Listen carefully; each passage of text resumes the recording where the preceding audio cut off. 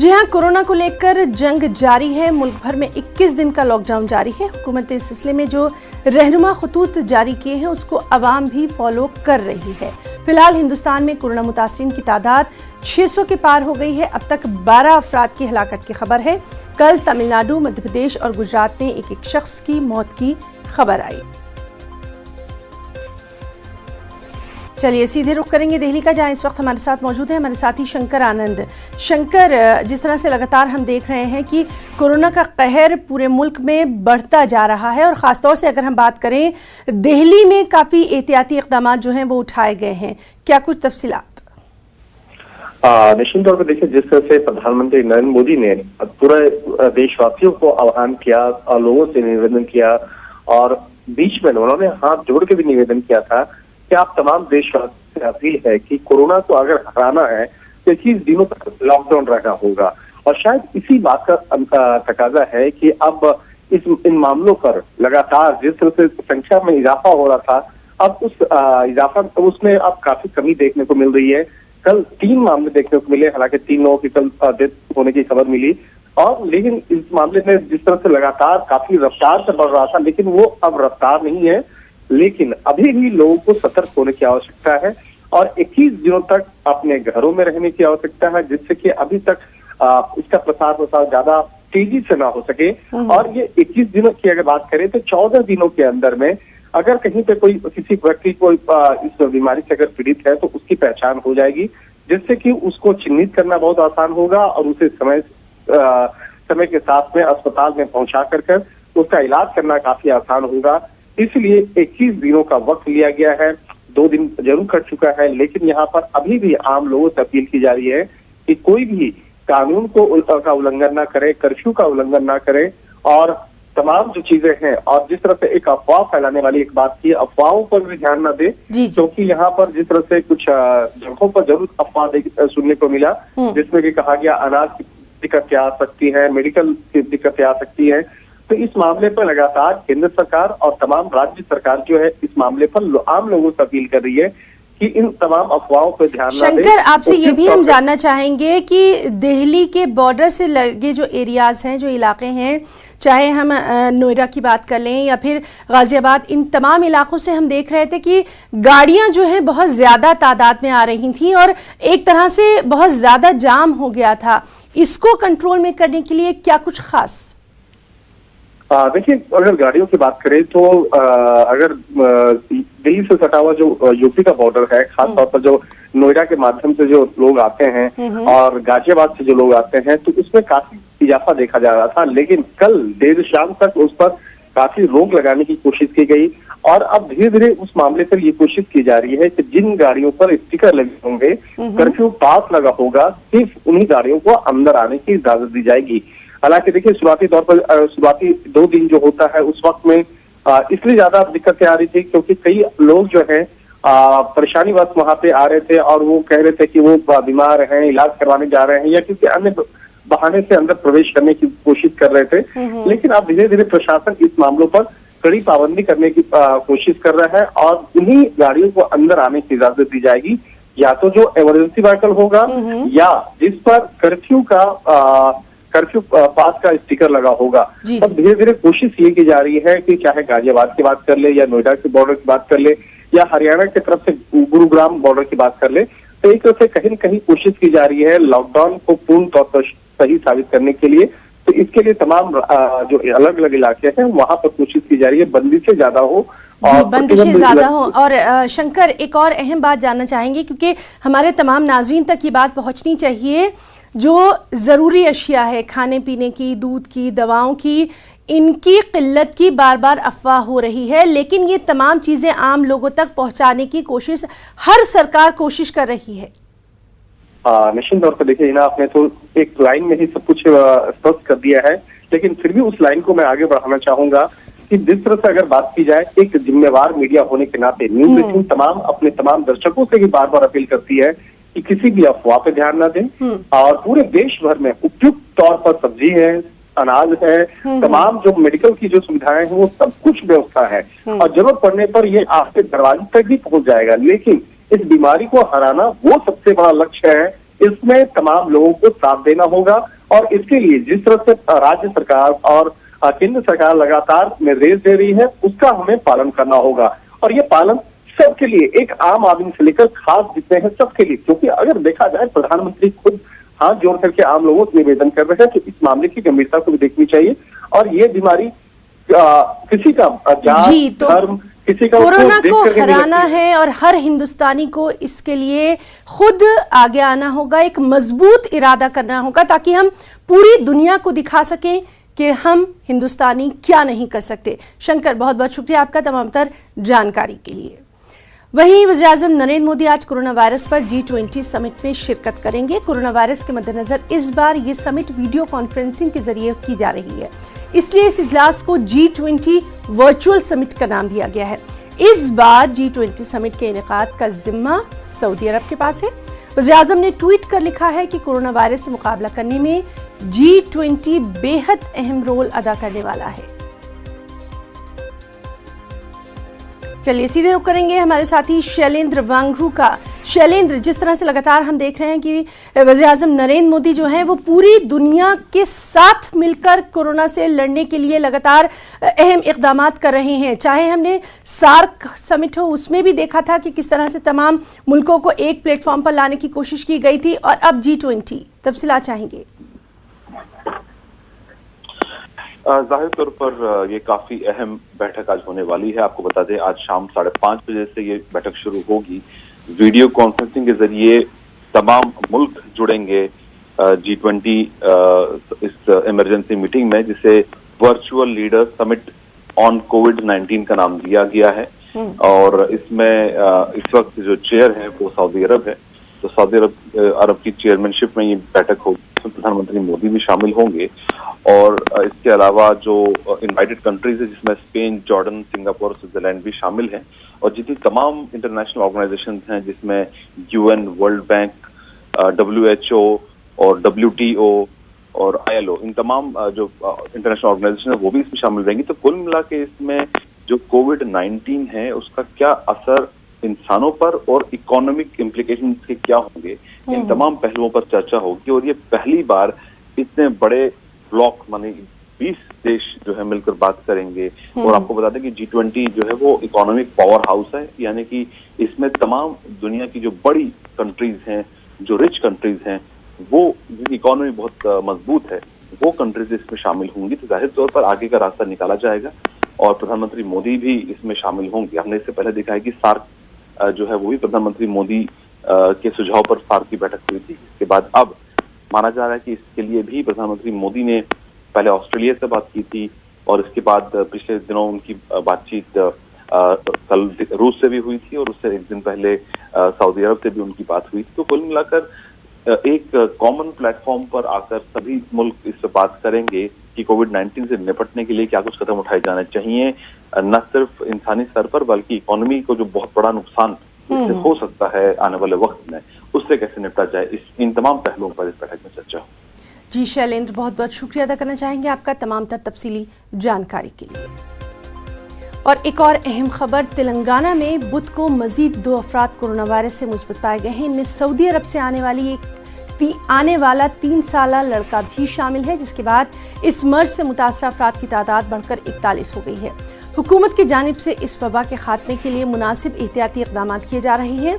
रियासत भर में लॉकडाउन जारी है। आंध्रा तेलंगाना बॉर्डर पर, यानी आंध्रा तेलंगाना सरहद की अगर बात करें तो रात काफ़ी भीड़ देखी गई। दरअसल तेलंगाना हुकूमत ने आंध्र प्रदेश के बाशिंदों को NOC जारी किया था ताकि वो अपने आबाई वतन चले जाएं, लेकिन आंध्र प्रदेश पुलिस ने उन्हें बॉर्डर पर ही रोक दिया। किसी को भी आंध्र में दाखिले की इजाज़त नहीं दी गई। फंसे हुए लोगों में मुलाजमीन और स्टूडेंट ज़्यादा हैं। इन्हें जगैयापेटा पोस्ट पर रोका गया था। बाद में दोनों रियासतों में इस ताल्लुक से बातचीत हुई। इसके बाद आंध्र प्रदेश हुकूमत इन तमाम लोगों को अलहदा वार्ड में रखने की शर्त पर अंदर आने की इजाज़त दे रही है।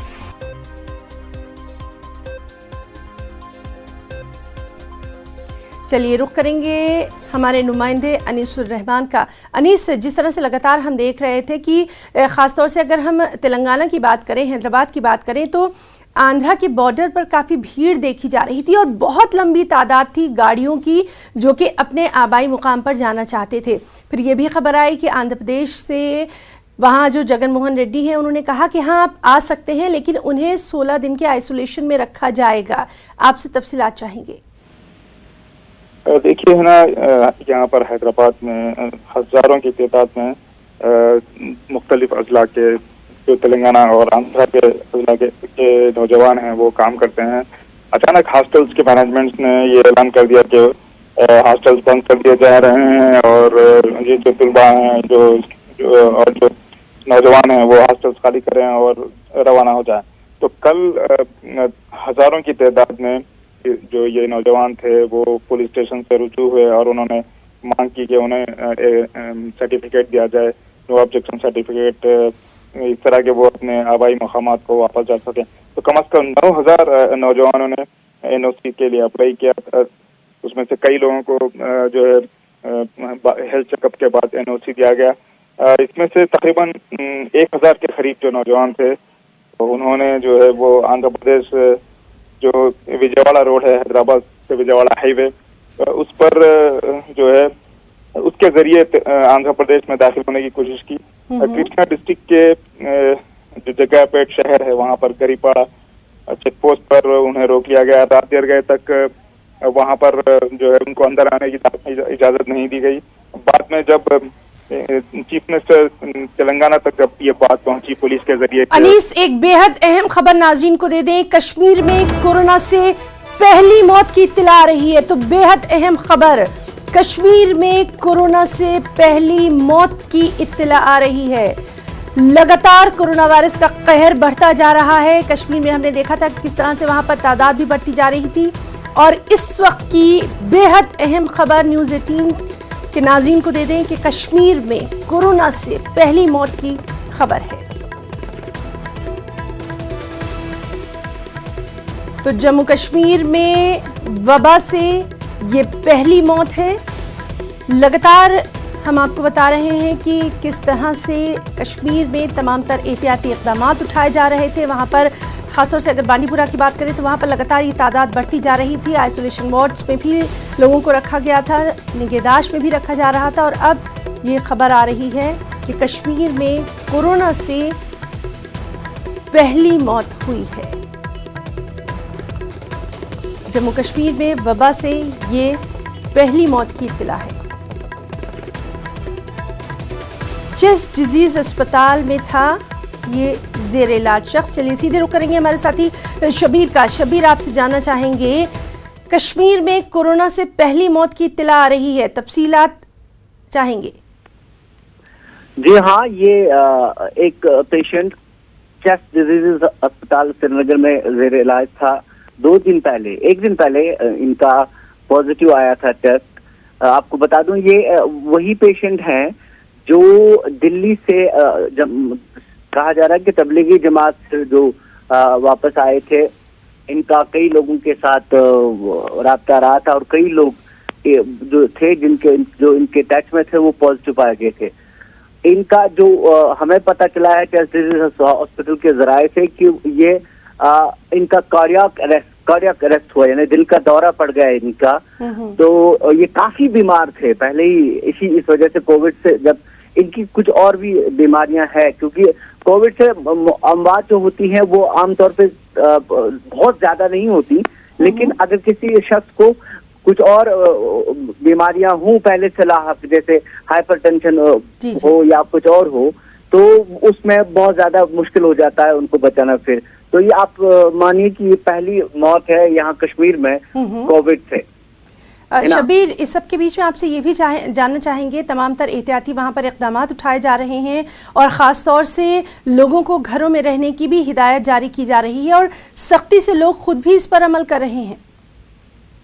जी बिल्कुल, लोग बहुत अच्छी तरीके से अब इस पर अमल कर रहे हैं। और जो लॉकडाउन वाहिद तरीका है, कल आपने अगर वर्ल्ड हेल्थ ऑर्गेनाइजेशन के प्रेसिडेंट को सुना, उन्होंने 2-3 ही चीजें कही। उन्होंने कहा कि आप लॉकडाउन कीजिए, सस्पेक्ट्स को ढूंढिए, उनका टेस्ट कीजिए और पॉजिटिव उनका इलाज कीजिए।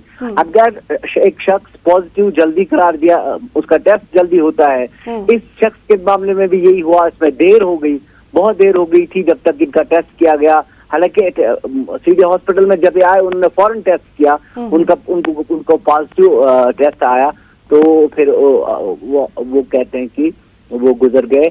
लेकिन सबसे अच्छा तरीका ये है कि लॉकडाउन, लोगों को घरों में बैठना चाहिए। और ये सबकी तरफ से यही कहना है कि अगर आप इस चैन को ब्रेक करेंगे, कश्मीर में बदकिस्मती अभी ये है कि हमारे पूरे मुल्क की बात अगर हम करें, टेस्ट कम होते हैं। अगर आप देखें, इंग्लैंड ने कल से 25,000 टेस्ट वो एक दिन में करते हैं। हमारे यहाँ टेस्ट अभी कम करते हैं, शायद इस वजह से कि हमारा इंफ्रास्ट्रक्चर इतना स्ट्रांग नहीं है जितना इंग्लैंड का जो हेल्थ इंफ्रास्ट्रक्चर है। हम लोग खर्चा करते रहे बाकी चीजों में।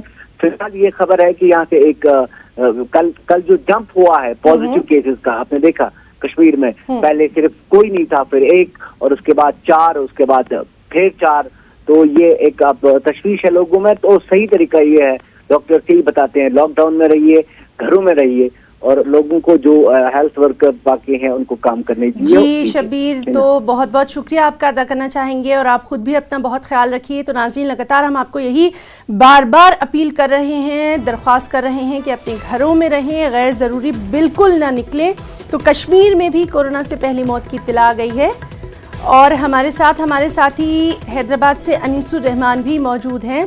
अनीस, लगातार हम बात कर रहे हैं, मुल्क की मुख्तलिफ रियासतों से जो खबरें आ रही हैं उन पर भी हमारी नज़र है, और आपसे हैदराबाद के ताल्लुक से लॉकडाउन का भी जानना चाहेंगे, क्योंकि लगातार हम देख रहे हैं बहुत ज़्यादा सख्ती बढ़ती जा रही है अब, और ये लोगों की भलाई के लिए। हिना, हम लोग बात कर रहे थे तेलंगाना और आंध्रा के बॉर्डर की। मैं हैदराबाद के बारे में आपसे फिर बाद में बोलूंगा। ये जो कल वहां पर 1000 नौजवान जो तेलंगाना आंध्रा बॉर्डर पर फंसे हुए थे, इन्हें सिर्फ इस शर्त पर अंदर आने दिया गया कि वो क्वारंटाइन होने को तैयार हो जाएं। तो सिर्फ 1000 जो लोग थे वहां पर, उसमें से सिर्फ 44 लोगों ने ही जो है क्वारंटाइन होने के लिए जो है रजामंदी दी। लिहाजा 44 लोगों को वहां पर नुजबीड़ में हेल्थ सेंटर पर वहां पर क्वारंटाइन किया गया। बकिया लोग वापस हैदराबाद को आ गए। अनीस, इसकी फैसिलिटी जो है, सहूलत कहाँ पर अभी फिलहाल दी जा रही है जो लोग बॉर्डर से अंदर दाखिल हो रहे हैं आंध्रा में? ये देखिए, जो कृष्णा डिस्ट्रिक्ट है, जब आप तेलंगाना से होते हुए आंध्रा में दाखिल होते हैं तो जग्यापेट एक शहर है, वहां पर गरिकापाड़ू चेक पोस्ट है। वहां पर जो है ये लोगों को वहां पर चेकिंग की जा रही है बाज़ाब्ता। वहां पर उनको डॉक्टर्स मौजूद हैं, और उसके बाद जो है सिर्फ इसी शर्त पर उन्हें अंदर आने दिया जा रहा है कि वो जो है क्वारंटाइन होने को रजामंद हो। बच्चे लोग रात में ही वापस आ गए। खासतौर पर सिर्फ 2 व्हीलर्स पर जो लोग वहां से दाखिल होने की कोशिश कर रहे हैं उन्हें ही अंदर आने दिया जा रहा है। 4 व्हीलर्स को वापस भिजवा दिया जा रहा है। हैदराबाद की बात करते हैं। कल रात देर गए जो हेल्थ बुलेटिन जारी किया गया, उसमें मजीद 2 केसेस का इजाफा हुआ है तेलंगाना भर में, जिसमें से एक 3 साल का लड़का है जो जिनके वालिदैन जो है हाल ही में सऊदी अरब से आए हुए थे। तो यही जो है पैगाम देने की कोशिश की जा रही है कि जी, तो बहरहाल पूरी एहतियात बरती जा रही है, और लोगों से बार बार हमारे चैनल के जरिए भी अपील यही है कि घर में रहिए, महफूज रहिए। अनीस, बहुत बहुत शुक्रिया आपका तमाम तर तफसीली जानकारी के लिए। रुकना चाहेंगे एक ब्रेक। और बड़ी खबर आंध्र प्रदेश से, आंध्रा में 2 नए मामलों की तस्दीक हुई है। इस तरह से रियासत में कुल अब तक 10 पॉजिटिव कोरोना के केसेस सामने आए हैं। अमेरिका से आए एक शख्स में कोरोना पॉजिटिव पाया गया है, और इस शख्स को विजयवाड़ा के एक अस्पताल में आइसोलेशन वार्ड में रखा गया है। चलिए सीधे रुख करेंगे हमारे साथी इसहाक का। इसहाक, आपसे तफसीलात जानना चाहेंगे। लगातार हम देख रहे हैं कि आंध्रा में भी जो तादाद है कोरोना वायरस से मुतासिर होने वाले लोगों की, वो बढ़ती जा रही है। अभी की तफसीलात। हाँ, ये ना देखा जाए तो लगातार कल जो है ना विजयवाड़ा में 2 केसेस देखे। एक विजयवाड़ा का रहने वाले हैं जो यूएस से आए, और दूसरा जो है ना गुंटूर के रहने वाले हैं जिन्होंने दिल्ली से एक मीटिंग में होने के बाद वो विजयवाड़ा रिटर्न आए, विजयवाड़ा से गुंटूर आए। ये 2 मामलों में पॉजिटिव पाया गया, जिन्होंने दोनों को ले आके कल विजयवाड़ा के सिद्धार्थ मेडिकल कॉलेज में जो आइसोलेटेड वार्ड है वहां पे रखा गया। अब देखा जाए तो दूसरी तरफ देखा जाए तो लगातार पॉजिटिव केसेस बढ़ते नजर आ रहे हैं। और दूसरी तरफ जो हुकूमत आंध्र प्रदेश ने जो घर घर का सर्वे चल रहा है वो भी सीधी तरह से चल रहा है, और आज किसी भी हालत में शाम तक पूरा घर सर्वे करने का उस मामला लिया है। और दूसरी तरफ देखा जाए तो जहां विदेश से जो लोग आए उनके जो रहन सहन कहाँ पे रहते पूरे उसके मामले में पूरी गौर फिक्र और निगरानी में है।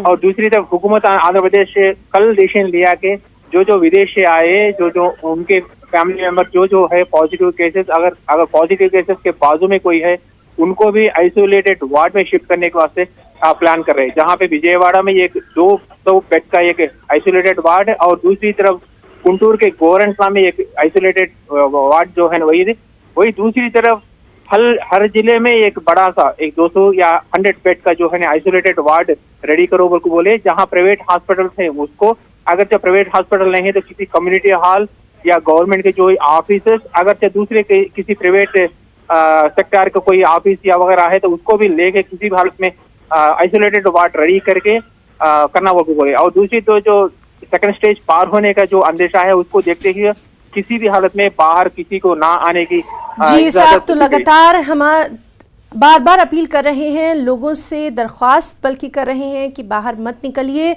अब जो ये स्टेज आ रही है ये हम सब के लिए सबसे नाजुक स्टेज है और इसमें हम सबको खुद को बचाना है। बहुत बहुत शुक्रिया इसाक आपका तमाम तर जानकारी के लिए। एक और अहम खबर, 1 साल कबल न्यूजीलैंड के क्राइस्टचर्च शहर में 2 मसाजिद पर हमला करने वाले ब्रेंटन टेरेंट ने इकबाली जुर्म कर लिया है।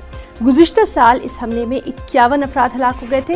ब्रेंटन ने जुर्म का एतराफ़ वीडियो कॉन्फ्रेंसिंग की सुनवाई के दौरान किया। क्योंकि मुहलिक कोरोना वायरस के पेश नज़र न्यूजीलैंड में भी लॉकडाउन जारी है। आपको बताएं कि 15 मार्च 2019 को क्राइस्टचर्च की अलनूर और लेनवुड मस्जिद में 29 साला शख्स ब्रेंटन ने फायरिंग करके लोगों को हलाक कर दिया था।